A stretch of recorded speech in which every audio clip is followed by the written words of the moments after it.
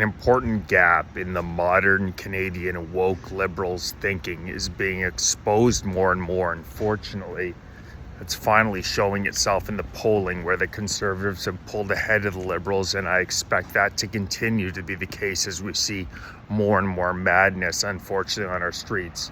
I live in Ottawa, and this weekend there was the Pride Parade.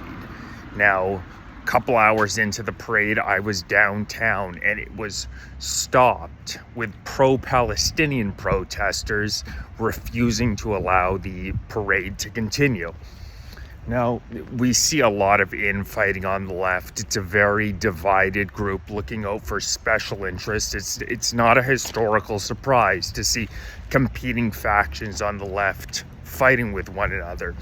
But what's unique about this situation is the fact that at a pride parade, we had a massive pro-Palestinian faction. Now, I've looked into the laws that currently exist in Palestine, and if a man is caught sleeping with another man, it is a minimum 10-year prison sentence in that country. And I have read many horrific stories in which the punishment is much, much worse than a 10-year prison sentence. And it's not as though this is something that happens infrequently. It's actually quite frequent. Essentially, if you are a homosexual, you have to live in the shadows, and you are punished very harshly if you are caught out in the public. Now, all over Ottawa, all over Canada, you see these gays for Gaza, LGBTQ for Palestine. And I think the cognitive dissonance that these people have to be supporting a country in which, if they were to live openly their lifestyle, they would be punished horrifically with an excellent chance that they wind up dead. I think what this highlights is that quite frequently what we are seeing on the left wing, and this is particularly relevant in Canada, which is an extremely liberal country. We just re-elected Mark Carney after 10 years of Justin Trudeau, who by every objective measure was a disaster as our prime minister. They don't live in reality. The only possible way as a member of this community that you can purport yourself to be a supporter of Palestine is a willful ignorance of what life would be like if you were living there. It's undeniable. I've done a lot of digging. You cannot live there if you are a member of that community safely.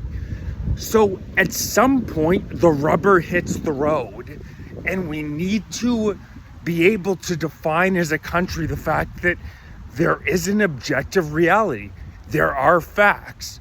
The fact that 8 million immigrants have come into the country in the past decade have undoubtedly negatively impacted our GDP, negatively impacted our housing prices, negatively impacted the healthcare system, GDP per capita. There are all of these objective measures that liberal woke policies are having incredibly negative effects on the quality of life in Canada, on the average living standard for middle and lower class Canadians. And my hope is that these obvious mass discrepancies between reality and what these far left wingers claim to want is going to become, as they say, sunlight is the best disinfectant. More and more Canadians are going to realize there is objective reality. We cannot live as a country in a fantasy utopia land that the left wing wants, where they say, oh, everybody is the exact same. We're going to treat... No, anybody with common sense knows there are human differences based on many different variables. But I think the positive that can come out of this is that more Canadians realize that these people, these far left wingers, are not living in an objective reality that we can all recognize as Canadians. As I said, It's not, you don't have to be a conservative to be critical of what has happened in this country over the past decade. Fundamental attacks on our Charter of Rights and Freedoms, our free expression, the unprecedented explosion of immigration, the explosion in housing prices. These are directly related to left-wing policies.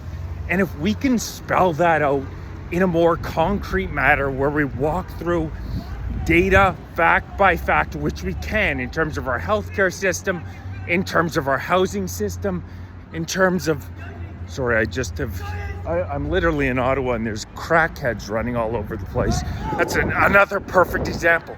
Safe supply laws. The Liberals push safe supply laws, which I'm not happy about it, but there's crack smokers. There's open crack smoke all over Ottawa now. All over Ottawa. Another perfect example of how allegedly empathetic woke policy winds up damaging the vast majority of the population. Another perfect example. I mean, anybody who's lived in Canada for the past 10 years, I've been here my entire life, but those of us who've been here for the past 10 years know how extremely this country has changed for the worse. And people traditionally think of Canada as this great free country, the great white north. But when they come and visit here and they see what's actually happening on the ground, I know it's jarring for people who don't live in this country. It's absolutely jarring, and we need to turn this ship around quickly because Mark Carney is continuing the insane policies that Trudeau implemented. Immigration, he's actually boosting the number of people coming into the country. It's crazy, but he's actually boosting. He's continuing the woke policies and with things like Bill C-2, Bill C-4, Bill C-6-3. He's stomping on our Charter of Rights and Freedoms in an even more extreme manner than Trudeau did. So if we don't wake up to the fact that there is objective reality, this country, I can only imagine if it looks like what it does after a decade of Trudeau, what it will be after 4 years of Carney. I pray that we have an election before then.